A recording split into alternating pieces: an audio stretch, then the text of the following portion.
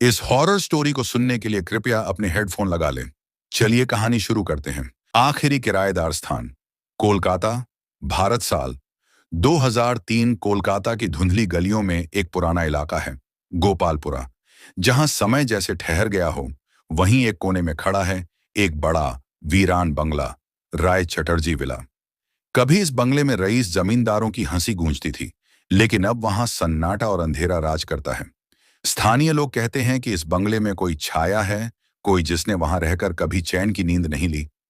प्रवेश, अरविंद मुखर्जी। 2003 में 26 वर्षीय अरविंद मुखर्जी एक सॉफ्टवेयर इंजीनियर जो बेंगलोर से हाल ही में कोलकाता ट्रांसफर हुए थे, एक सस्ते किराए की तलाश में थे।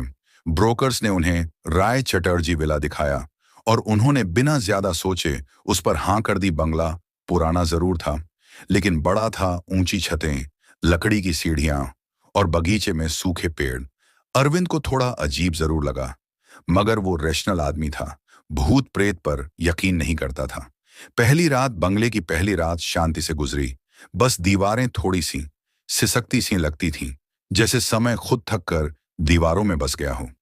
दूसरी रात, अरविंद अपने लैपटॉप पर रात 2 बजे तक काम कर रहा था, जब उसने पहली बार वो आवाज सुनी, जैसे किसी ने नाखून से दीवार खरोंची हो।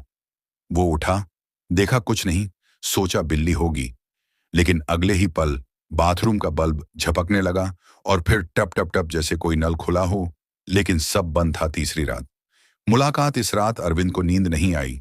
करीब 2:45 उसने किसी के चलने की आहट सुनी। लकड़ी की सीढ़ियां चरचराईं। वो सोच ही रहा था कि कौन हो सकता है।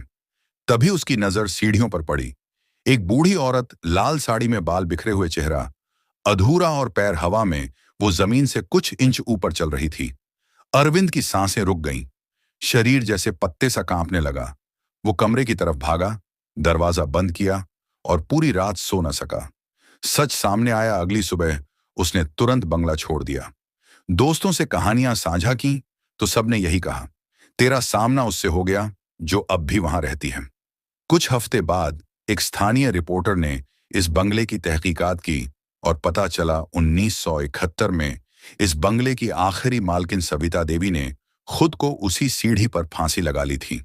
कहा जाता है पति की मौत के बाद वो अकेली पड़ गई थी और धीरे धीरे पागल हो गई थी। उनके मरने के बाद से ही बंगला खाली पड़ा है। अब भी, आज भी वो बंगला वीरान है। जो भी किराएदार आता है, तीसरी रात के बाद या तो भाग जाता है या कभी लौटता नहीं। लोग कहते हैं वो अब भी सीढ़ियों पर उतरती है, उसी समय उसी लाल साड़ी में किसी को तलाशती हुई। क्या आप वहां एक रात गुजार सकते हैं? अगर आपको ऐसे ही डरावनी और रोमांचक हॉरर स्टोरी सुनने के लिए हमारे इस चैनल को सब्सक्राइब करें।